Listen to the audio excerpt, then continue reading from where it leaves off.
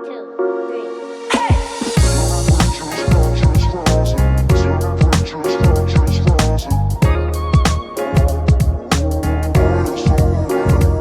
Bottom Line, hosted by Vantage Circle, is a web series that sifts through the noise discussing the latest regarding employee rewards and recognition. My name is Matt Burns, and I'm excited to be your host, featuring myriad guests from across industries and disciplines. Today's guest is Dr. Amit Gupta, founder of VueMotion AI, DVIEW AI, and an AI advisor to Vantage Circle. Dr. Gupta, thanks for joining me. Thanks, Matt, for having me. It's a pleasure and honor. Well, Dr. Gupta, before we get into the specifics of the conversation, perhaps for those who don't know your professional background, if you wouldn't mind just outlining your background, your expertise, and the path that's led you to today. Thank you. So I started my professional journey by doing a bachelor's in technology from one of the India's premier institute, Indian Institute of Technology, Kanpur. And then I was fortunate to get a PhD position at UNSW, Sydney, Australia, in the field of digital signal processing and image processing. Once I completed my studies in signal processing and image processing, I joined Canon Research in the field of computer vision, and computer vision is a topic which is now really hot. All those autonomous vehicles and smart function in cameras, they all are using computer vision techniques. So my work in image processing leads me to working in the field of AI and ML, applying those techniques for computer vision and other types of data. So that's a very high level overview of what I've been up to, and I really enjoy dealing with data. Can you tell us a bit about your experience in developing machine learning methods such as deep learning and probabilistic models? Yeah, sure. So deep learning is a very interesting approach to machine learning. And there is a pivotal point in machine learning when deep learning became really successful in about 2008 and 2009. I've been involved in developing machine learning models for computer vision for quite a long time before that. And we have seen firsthand how deep learning has positively impacted the field of computer vision as well as natural language processing. So some of the problems in computer vision with which I have personally involved in are like human detection, human tracking. So a lot of our work has gone into powering Canon smart cameras, the IP cameras. We have also been involved in developing models, especially now at VueMotion AI, to measure and objectively quantify movement of humans.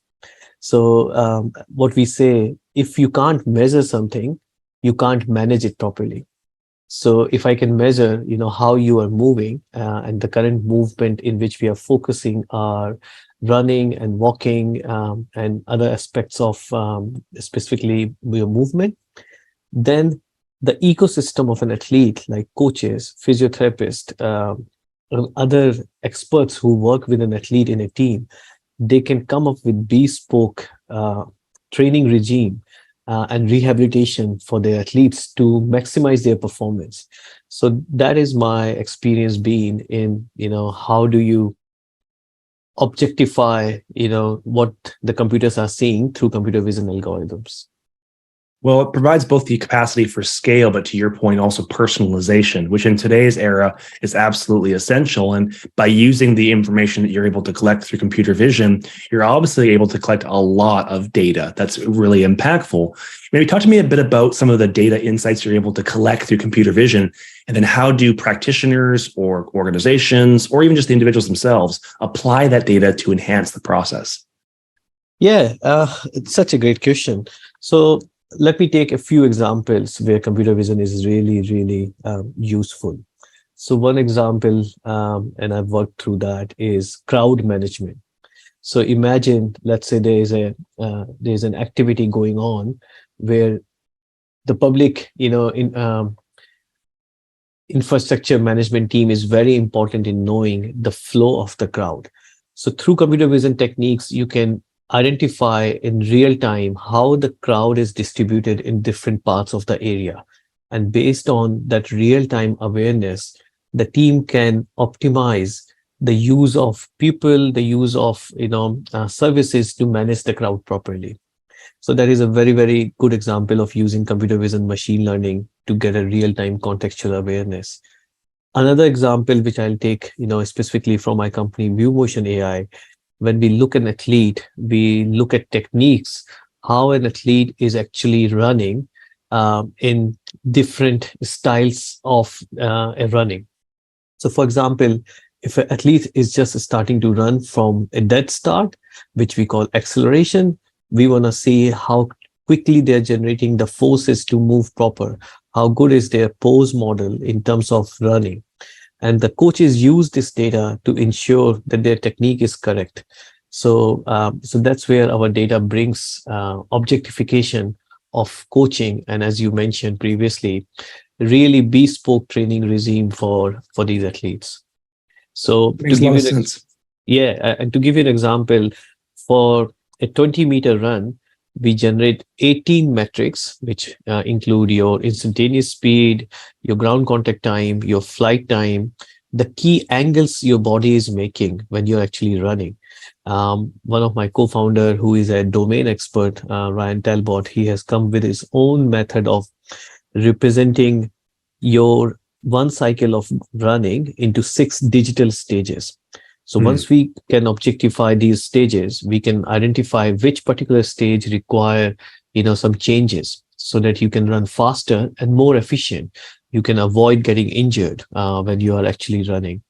So 7 out of 10 sports require efficient running. So that's why it is such a fundamental technique, which is very, very important for athletes not to get injured, when they are actually trying to, maybe make a goal or, take a ball in a game of soccer or rugby.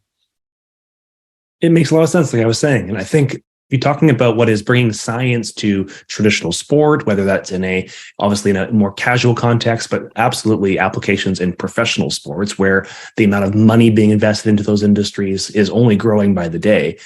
Maybe talk a bit about the transition that you made from that type of line of work into the applications for AI and machine learning in organizations. I know that you sit on a number of advisory boards, notably the School of Electrical Engineering for the University of New South Wales, and of course, Vantage Circle. Maybe talk a bit about how your role with Vantage Circle has evolved, and what do you do in terms of influencing products, strategy, and even just applications with AI and machine learning for the organization? Wow, that is such a important question, Matt. So thanks for asking that.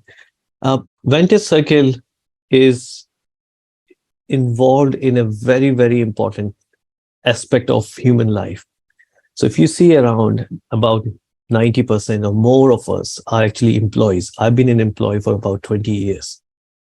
Employee engagement is a core to any organization. If an employee is engaged, not only the attrition rate is less, employees happy to do the work which we are, passionate about.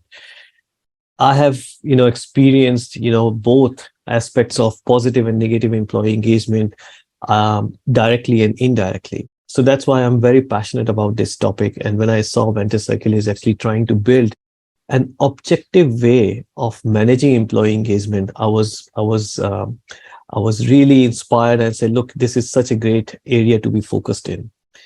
What are the few things we are trying to do using machine learning and AI, and actually the fundamentals of data science is how can we make this field a data-driven field? And there are many aspects to it. An employee can be engaged in many ways. Every employee is a unique person. They have their own, beliefs. They have their own likings and dislikings. When I was an employee at Canon used to have a yoga session every week. And that was such an important activity for me because it brings me peace. I was very, very engaged with that. So some people are engaged by these activities, such as wellness activities. Some people are engaged because their work is recognized. Some people want flexibility to work on topics. Some people want opportunities for career growth. This is such a complex problem. How do we help data to solve some of these problems, and how do we empower today's HR leaders via tools as well as data-driven, insights, so that they can make the right decision for their employees. So this is where we see that Vantage Circle is really positioned to make a positive difference to the world, because believe it or not, the whole world has employees who are working, with their passion to make a positive impact in this world. And if we can make them happy, that means we have also, positively contributed to this world. How do I see AI and ML helping in Vantage Circle products?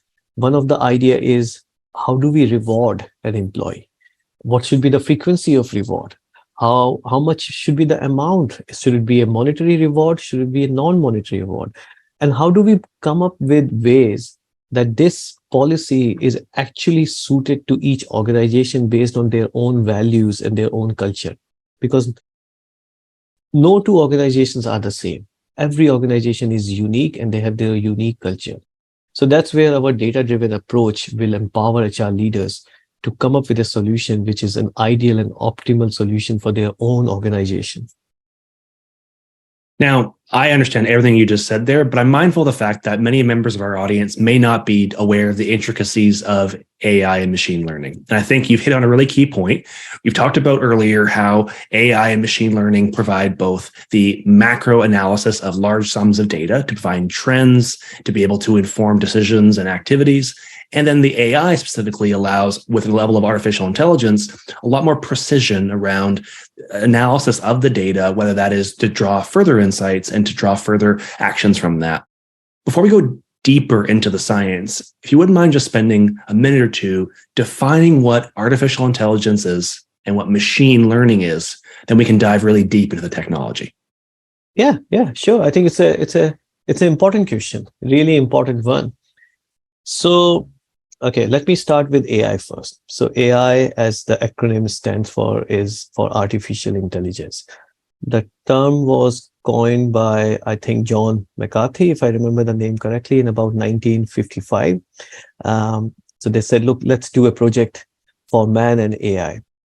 Now, how did they define AI? So any method or system which is doing a task which require a level of intelligence, it's called an artificially intelligent system.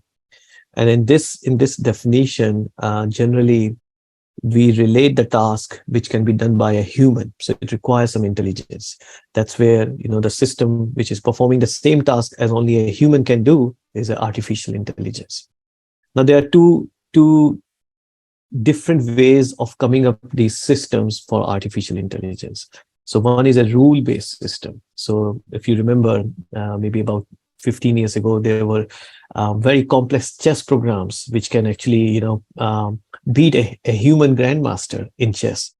Most of those programs are written by humans following a rule-based strategy. So the rules of chess. You can extrapolate, what's going to happen if you take a particular move in a particular stage, and you can identify which is the correct move in a game of chess, and that's how you can play the right move. So it's a very complex program written by human coders. It's based on rules of the game, and it plays the game of chess. It's an artificial intelligent system. It's a rule-based system. The other approach is data-based, which is called machine learning. So what does it mean? Instead of coming up with the rules of the system, which we humans realize very quickly is not going to be possible in many scenarios, they said, hey, can we come up with an algorithm which, by giving the data, can actually learn by itself what it's supposed to do? To give you an example, and we humans do it every day for our kids. So let's say I want to teach my kid, what does a car look like? So there are two ways to do it. The first is rule-based. I can say, look, if you understand what a tire is, if you understand what a door of a car is and what the body is, then a car is a body with 4 tires, 2 doors, 2 windows, and things like that. So this is a rule-based description of recognizing a car. But that's not how we teach our kids. What do? We show them a car and say, this is a car. Then we show them another car and say, this is a car. We show them a small car and say, this is a car. We're not telling exactly what the car looks like. We only showing them the data and say, this is a car, this is a car. And the human brain itself is recognizing what a car is. So that's called data-driven learning. So machine learning is all based on data-driven learning. And the models which we come up with, they're designed in a way that by showing them these examples, these models can learn itself what the data is trying to tell them.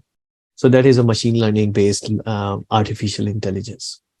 Does that answer your question? It absolutely does. And now I want to bring things back to rewards and recognition. And we started talking about this earlier, but let's go a bit deeper. So to use your example, one of the key applications and use cases today is we're now, most of us, operating in workplaces that are either hybrid, remote, or some combination of the two. And the traditional methods of assessing people's engagement, their sense of commitment to the organization, their sentiment was traditionally predicated on, to your point, visual cues.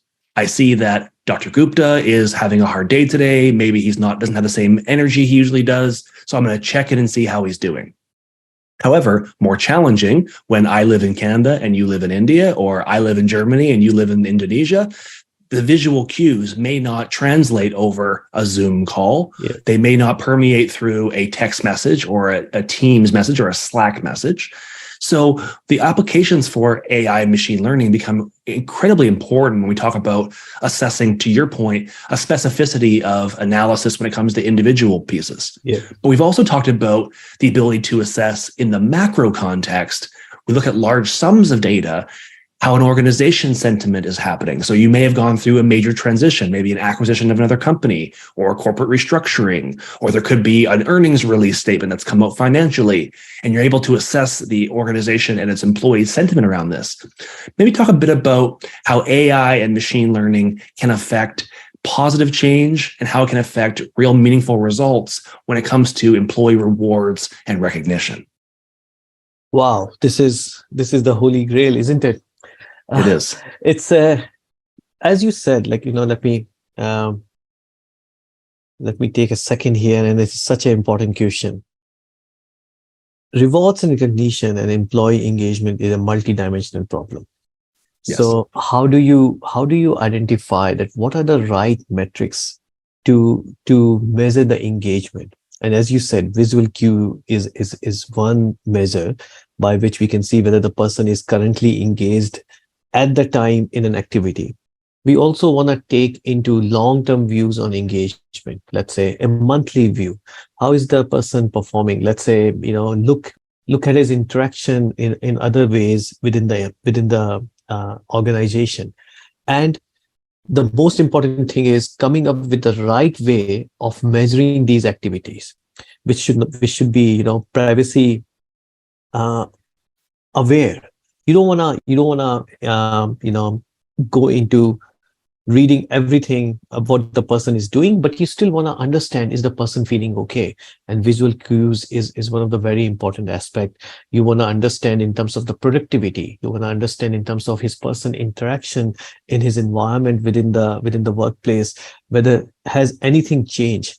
So one of the example is in terms of number of emails sent by the person on average on a day. If suddenly there is a big change, compared to his previous behavior, it might be a cue, either his work has changed or he might not be engaged. And these sort of data points need to be collected and analyzed according to the culture of the company and also the spatiotemporal aspect of the work. Let's say the person is traveling for a job. It is expected, his pattern might change. So those things are very, very important to take into account before you come up with a data model. So in terms of coming up with an effective data-driven strategy for, let's say, positively impacting the employee engagement, a tool like Vantage Circle is very, very helpful because it allows you to see the impact on, employees' engagement and aspect through microsurveys like we enable through Vantage Pulse, as well as see the impact what rewards and recognition is bringing to those aspects. So my Vantage Circle has done a really good thing in terms of AI-RE benchmarking, which is an objective way of identifying where an organization sits in terms of employee engagement policies compared to other organizations in the world. So that gives an organization tool to bring data, see where they stand, and how can they move forward in their quest to have high employee engagement. Data-driven is a very, very important approach. We need to see what strategy is working for what aspect of organization. Let's say an organization has 10 different departments and totally different type of work in those departments. So they need to take into account that there is no one size fit all approach to employee engagement. Some people are driven by more non-monetary award. They want recognition. Some people are driven by more monetary awards. So the impact of these strategies should be measured continuously on the employee engagement. And that's where, once you have collected the data, analysis of data through machine learning algorithms or through data science principle become very, very important. You've hit on a number of really key points in that answer. So thank you for being so robust with it. Whenever I think about artificial intelligence, I always think about this natural tension between personalization and ethics. And you've hit on both. Because when you look about personalization, the tool purports to provide a real sense of a customized solution for the individual. So by looking at large sums of data and individual patterns and trends, you can infer insights that could be used to meet the person where they're at. So to your point, if they're appreciate reward in a social public context, it could inform you of that and you could take the appropriate action. But if you prefer to be rewarded in a private context, it could also infer that as well. At the same time, to get to a level of personalization might butt up against questions about privacy and the integrity of the data. And that's where the ethical considerations come into play as well. So as somebody in the space who's constantly playing with this tension, how do you work to make sure that artificial intelligence and machine learning strikes the right balance between personalization and the ethical considerations? Again, I think it's important and it's a complex question.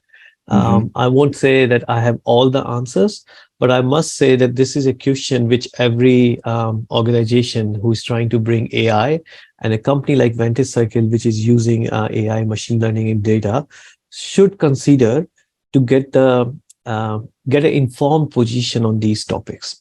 So one aspect is that your cost function. When you're trying to come up with a personalization, it's very important to identify what are we trying to get out of that personalization, and how do we make sure that we are not, going too much into the person's personal life, and finding that right balance is very important. So to come up with right approach, experts from many different fields should be considered and consulted, like from a human psychology perspective. How much personalization is the right amount of personalization? You don't want to be, spooked at someone. Hey, how do you know that I'm looking to go to, a spa tomorrow? You're offering me a reward of spa. So that's where, experts from different fields should be concluded. Impact of data-driven personalization should also be considered. One of my really good example which I see of personalization is in Netflix. So Netflix has gone to a level of personalization where for the same movie, they will show you a different image representing the movie and a different description, so that it is the same movie is personalized to your taste in terms of what this movie is about. So it is important for us to take those examples into account, that personalization should be there to help the person for which the personalization is happening, without overburdening him, that he sort of say, hey, I want my level of privacy as well. So from that perspective, look for the macro trends, not look for the micro trends all the time. Find a balance, which is important. Yeah, I think you've hit a key point. And I also think that it's an opportunity to bring in the broader employee base into the conversation. Yes. I think a lot of reasons why there may be mistrust is because there might be a lack of information and transparency about the program itself. So for organizational leaders who are considering applying AI and machine learning into their practices, I would really encourage you to bring employees into the conversation. Let them know what you're going to be introducing, why you're introducing it. Let them know the limits of the analysis and the insights you hope to infer by that. So that way you can ward off any concerns that might occur that may not be anchored in reality, but can permeate the organization just as quickly if they aren't addressed up front. It brings me to my last question, Dr. Gupta, because I think one of my first exposures to AI and machine learning in this context was in the voyeur of organizational network analysis. And any HR person will tell you that oftentimes the true power brokers, and I use power not in a hierarchical sense, but in a influence sense, the people who have true influence, true pull in an organization may not be commensurate with their titles. There might be somebody in the organization who's been there for 20 or 25 years. They're a cultural torchbearer. They're the person that somebody goes to when they have a question, or if they need advice, or if they have really good historical knowledge. Organizational network analysis allows us to identify those key people in the organization through the flow, to your point, of communications, whether that be emails or messages or meetings that are booked. You can determine who are your key individuals in the organization when communication flows break down, or when there's an opportunity to influence large groups of people. I'm curious about your thoughts around organizational network analysis outside of an office context, but more in a global organization context. How can we use AI and machine learning to ensure that communication is flowing healthy through an organization, that our message from the organization's leadership is getting through to all the people in the organization? How do we use AI and machine learning to really move the needle on those types of issues? Very interesting question. I think it's a tough one, mate. I should be honest about it. But yeah. Look, I think it's an important one from the sense that especially global organizations always try to optimize their style of working to ensure that the right message is sent across the organization when leaders are talking about a particular change or a particular new style of working or anything. There are some ways I think we can actually help leaders in different organizations to manage it. So one example is ChatGPT has now become very powerful. So sometimes people are not very open to ask question to a different human because they fear that I may be judged. If there is a new communication from a leader and I'm not happy with that new communication, I may not be comfortable in talking about that to my manager. Because we humans, we always perceive that the other person may be judging me. So in those scenarios, a machine learning driven chat system can be a right approach to answer these questions, which are hard to answer in a person to person basis.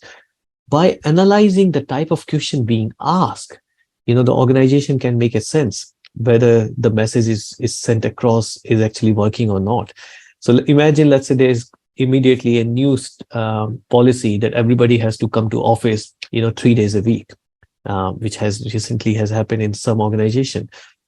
There are lots of benefits of, this change. There are some people are also worried because, the lifestyle has changed when we were working, from home. Some people have kids. The school childcare is no longer available, or they have switched it off. So they are worried.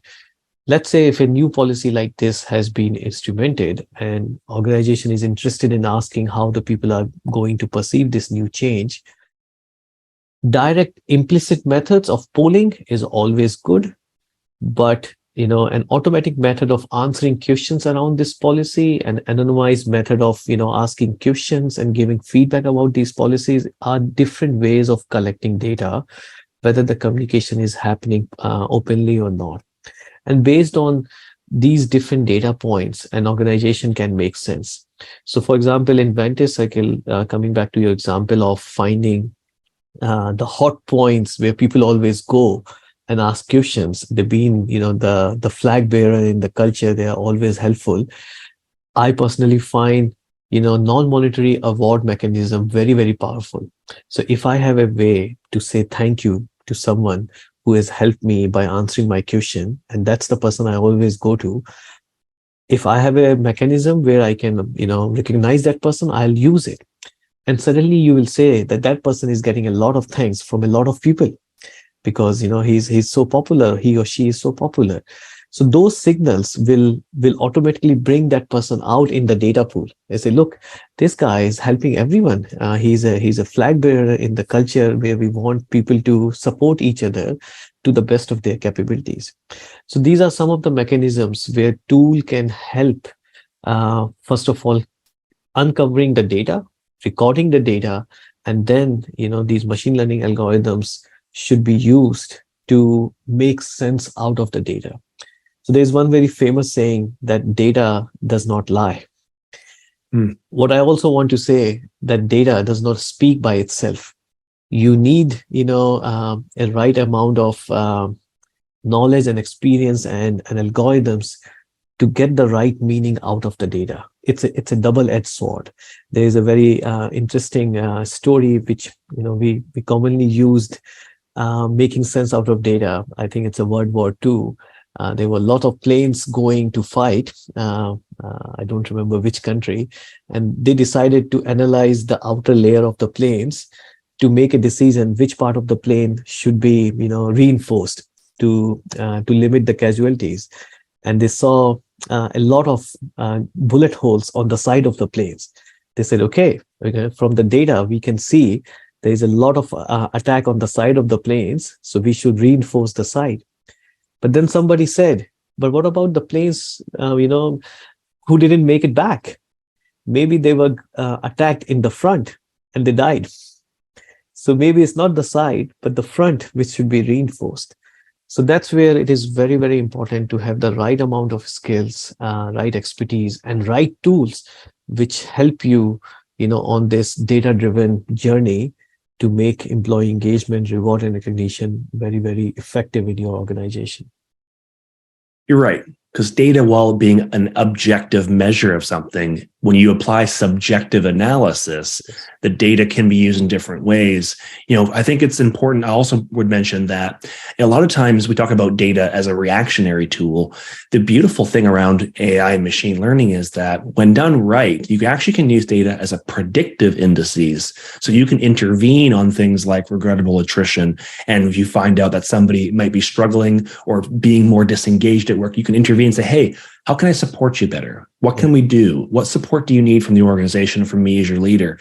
So it really opens up a lot of doors around being proactive. HR people will tell you that a lot of our roles are predicated on reacting to issues, reacting to an employee relations issues, reacting to a talent vacancy, reacting to a training need. So the ability to get ahead of that really opens up doors in terms of being able to actually intervene in the company's best interest and hopefully to create a more healthy culture. Totally. Dr. Gupta, thank you so much for your time today. It's been a real pleasure getting to know you and learn a bit more about AI and machine learning. For folks that want to get a hold of you, where can they find you?